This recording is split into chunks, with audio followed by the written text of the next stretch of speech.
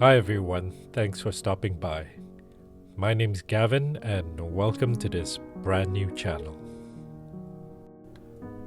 These videos will document my aquascaping journey, along with all my successes and failures. And today, we begin with the very first step. Let's begin with how I started my first hardscape. The mesh bags you see are filled with lava rock, the kind you use for your barbecue grill. Initially, I was placing them in for height. I thought it would also save on using too much substrate, especially in the back of the tank, where it would be quite high. However, I soon realized that it took up far too much space and would also prevent the plants from taking root if the bags were all in there. My tank is simply too small to accommodate this idea. So I removed all the bags, reduced the rocks, and sprayed them evenly as the very base layer. It is much easier to make changes while in the dry and design stage. So why lava rock, you ask? Well, several reasons. For one, they are very porous. They offer a lot of surface area for beneficial bacteria to grow and colonize. And beneficial bacteria helps with the nitrogen cycle of a new tank. It helps with the filtration of water, it converts ammonia, which is toxic, and it converts it to nitrates, which helps in the growth of your plants. Furthermore, lava rock is also inert.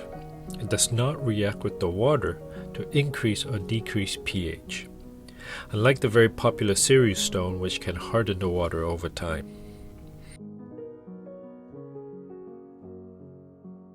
Now that the lava rocks have gone in, I can begin to add more substrate and sculpt the layout the way I want it. The substrate you see me using is fluval stratum. It is an active substrate or an aquasoil, and what that means is it has all the nutrients your plants need to grow. You do not have to add anything else other than some liquid fertilizer from time to time. As you can see, what I have planned is a two-pointed slope that leads to a sandy beach slightly offset from the middle. To add visual interest, the left slope is higher than the right, and that will be the main focal point of my aquascape. The secondary focal point will be the lower slope. Over the last year or so, I have had a chance to collect quite a few choice rocks. Here is where I'm trying to find the best layout for them. My main idea is to start with a feature piece and then surrounding it with smaller pieces. And by doing so, it will be giving the hardscape scale and depth. The wood that you see me adding is Manzanita. It is a mountainous shrub found mainly in the western states of America at higher elevations. It is a relatively hard wood, and the most important thing is it is pH neutral. Manzanita also generally does not release as much tannins as other woods do, like redmore, bogwood, or Malaysian driftwood. It also does not decompose as quickly as other softer woods, and it can last for many years in your aquarium, providing a great surface for snails and shrimp to graze on. As you can see, my layout is focused on the left. I am using the rule of thirds to create an attractive scape. The rule of thirds, or the golden ratio, is seen everywhere in nature. It is used in all things design, fashion, architecture, and photography. We instinctively know it and will register in our minds an attractive scene when the rule of thirds is applied. So what I'm going to do here is create an invisible grid so I can place my main focal point in. My feature piece will be in the right third of the aquarium.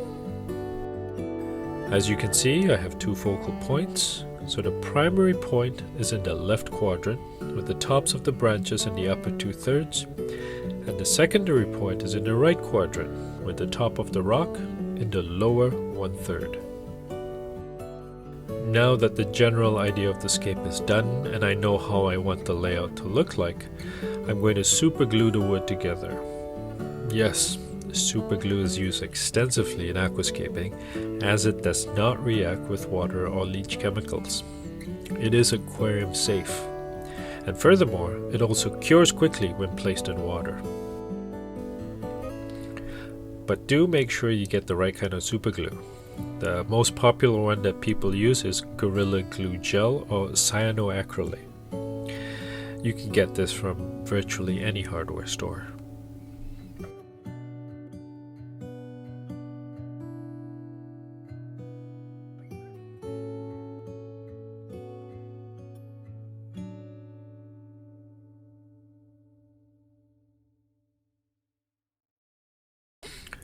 So once the wood and the rocks are secured and stable, I will add my sandy beach.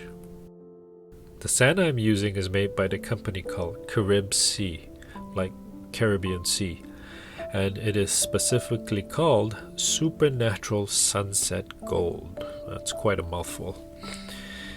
If you're looking for a variety of substrate of different shapes and sizes and colors, Carib Sea is a good supplier, and you can find most of it on Amazon. Alternatively, you can also use sand you collect from the beach, but just make sure you put it in hot boiling water for a while to kill anything organic before putting it in your tank. You don't want to introduce any organic living material from the ocean or from anywhere outside into your tank. It can be quite destructive. Alright, now I'm at the part where I'm adding small rocks and details, and this is the most important part. What it does is it creates a much more natural scene. It will give your scape a lot more depth, dimension, and realism.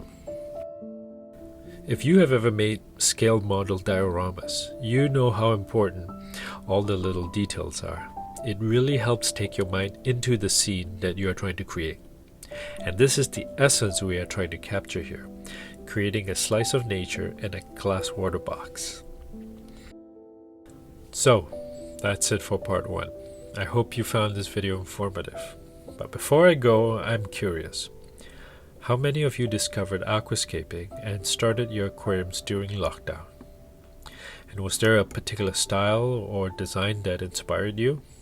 I'd genuinely love to know. I also run an active and supportive Facebook group called Aquascaping for Beginners. Regardless of your experience level, if you are looking for a friendly community to ask your questions or share your passion, without someone jumping down your throat or making fun of you, come check us out. We'd love to have you. I've added the links below.